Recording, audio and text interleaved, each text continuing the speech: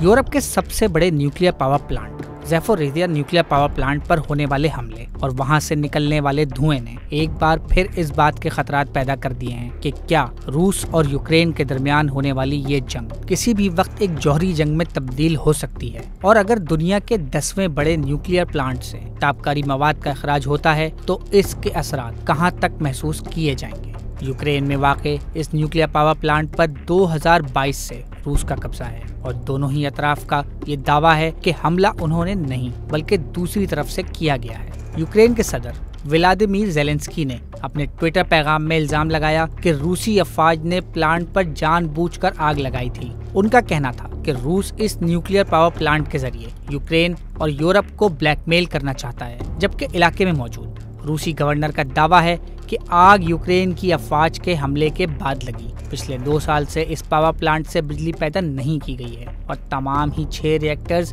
April سے بند ہیں۔ روسی اور یوکرینین حکام نے دعویٰ کیا ہے کہ نیوکلیئر پاور پلانٹ پر ہونے والے حملے کے بعد کسی بھی قسم کے تابکاری مواد کے اخراج کا ثبوت نہیں ملا۔ روسی حکام کا دعویٰ تھا کہ کولنگ ٹاور میں لگنے والی آگ کو بجھا دیا گیا ہے اور کسی بھی نقصان کی اطلاع نہیں ملی۔ یہ پہلی دفعہ نہیں کہ روس اور یوکرین کی افواج کے درمیان اس ایٹمی ری ایکٹر کے قریب لڑائی ہوئی ہے، اور ماضی میں اس علاقے کو ڈی ملٹرائز زون بنانے اور یہاں اقوام متحدہ کے امن دستوں کی تعیناتی کے مطالبات بھی سامنے آئے ہیں۔ عالمی جوہری توانائی ایجنسی نے بھی روسی حکام سے مطالبہ کیا ہے کہ وہ ان کے حکام کو نیوکلیئر پلانٹ تک رسائی دیں تاکہ نقصانات کا جائزہ لیا جا سکے۔